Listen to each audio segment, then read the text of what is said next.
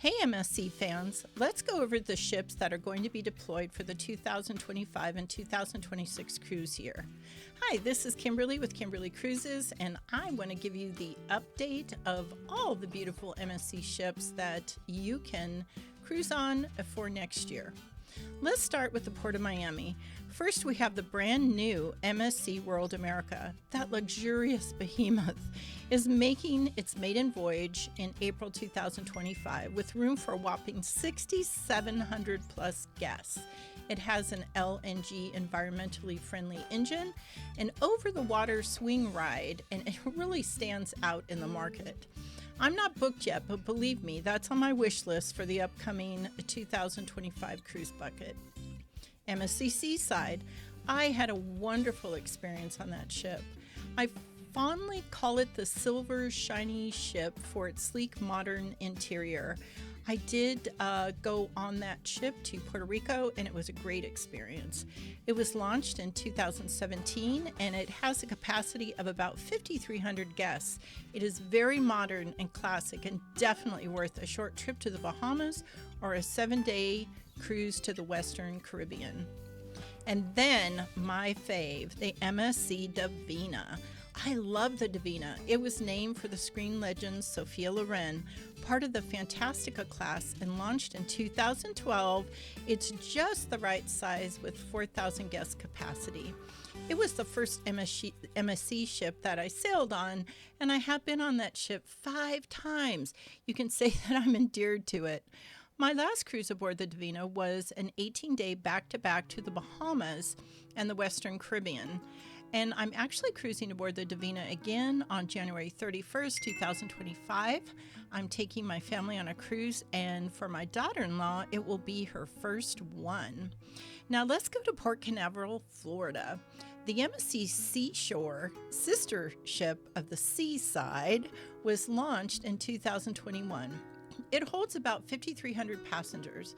It's a big ship for a short cruise market and is currently sailing to the Bahamas, MSC Private Island, Ocean Cay, and the Western Caribbean. The MSC Grandiosa is part of the Marelia class. I have not been on this MSC Beauty. Living its first life cruising Europe, it is new to the American market. I was really hoping that it was going to serve the port of Long Beach, California. Launched in 2019, it can accommodate over 6,300 passengers. The Grandiosa will have longer itineraries, mostly to the Western Caribbean, like Puerto Plata, which is the Dominican Republic, St. Thomas, the Cayman Islands, Montego Bay, Jamaica, all of that. It'll be really fun. Next, we have the Port of Galveston, Texas. Yay, Texas! We have the MSC Seascape that holds about 5,800 guests. It was built in 2022. I have not been on the Seascape. It was moved to Galveston before I could book. The Seascape is mostly doing Western Caribbean, and most of their trips will include visits to like Roatan, which, oh my gosh, if you've never been, if you have a chance to go there, I absolutely loved it. Cozumel, Mexico, and multiple days at sea, and sea days are always fun. So let's go north to the Port of Brooklyn, New York. New York has the MSC Marelia. I have been on Marelia twice. It's a lovely ship with the LED ceiling light shows being a spectacular experience. It was built in 2017 and holds about 5,700 guests. The Marelia offers itineraries to the Caribbean, Bermuda, and northeast into Canada. I had one of my worst cruising experiences last year on the Marelia out of New York. First, I'm not fond of that port. It's old, funky, and hard to get to. We had a terrible, unexpected tropical storm, which kept us from going to Bermuda.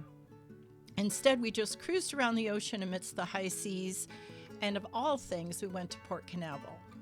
So that wasn't really a great experience due to the port and the weather, but no hit on the ship. It was wonderful. MSC has some wonderful ships, and I'm really excited about their newest ship, the World America. I'm looking forward to booking a cabin soon. I usually travel solo. I'm hoping to get someone to go with me this time, but so many of my people just can't cruise, my circle of friends, because they're either working or they have a family or small kids, or they work, or they just don't really like to go places. So that's why I usually cruise by myself. I love cruising solo though, and I encourage it. If you don't have anyone to go, cruise solo. Anyway, I hope this was helpful. They're all beautiful ships. I love cruising MSC. It's one of my favorite cruise lines. I appreciate the Italian hospitality, and the crew has always been wonderful. I can't recommend MSC enough. So travel, travel, travel, cruise, cruise, cruise, and have a good time.